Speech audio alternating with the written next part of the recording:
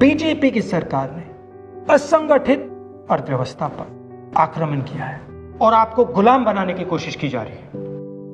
2008 में जबरदस्त आर्थिक तूफान आया, पूरी दुनिया में आया, अमेरिका में, जापान में, यूरोप में, चाइना में, सब जगह आया।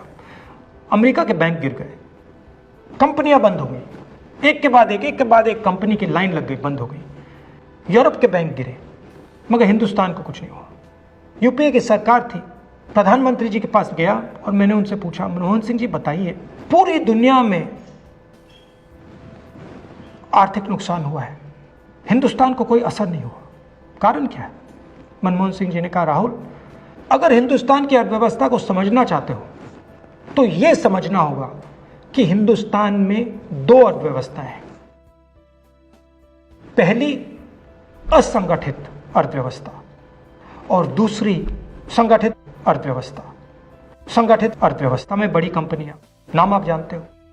असंगठित अर्थव्यवस्था में किसान, मजदूर, छोटे दुकानदार, मिडिल साइज कंपनीज।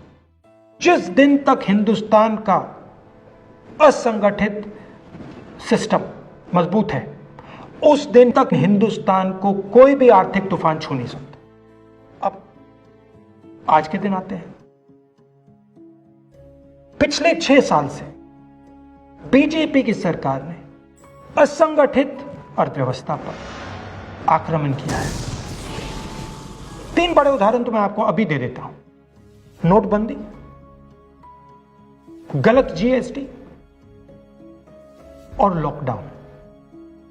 आप यह मत सोचिए कि लॉकडाउन के पीछे सोच नहीं थी।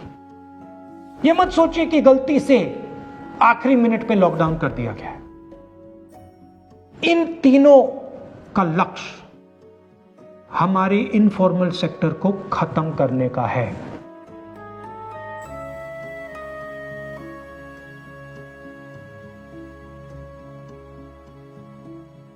प्रधानमंत्री जी को अगर सरकार चलानी है, मीडिया की जरूरत है, मार्केटिंग की जरूरत है।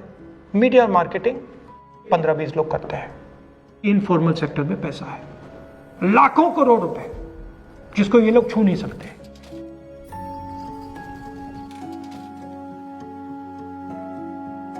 इसको ये लोग तोड़ना चाहते हैं, पैसा लेना चाहते हैं। इसका नतीजा आएगा। नतीजा यह होगा कि हिंदुस्तान रोजगार पैदा नहीं कर पाएगा। क्यों? क्योंकि इनफॉर्मल सेक्टर 90% से ज्यादा रोजगार देता है।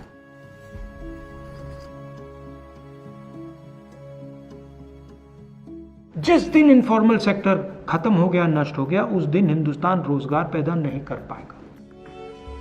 आप ही इस देश को चलाते हो, आप ही इस देश को आगे ले जाते हो, और आपके खिलाफ साजिश हो रही है। आपको ठगा जा रहा है और आपको गुलाम बनाने की कोशिश की जा रही है। हमें इस आक्रमण को पहचानना पड़ेगा और पूरे देश को मिलकर इसके खिलाफ लड़ना पड़ेगा।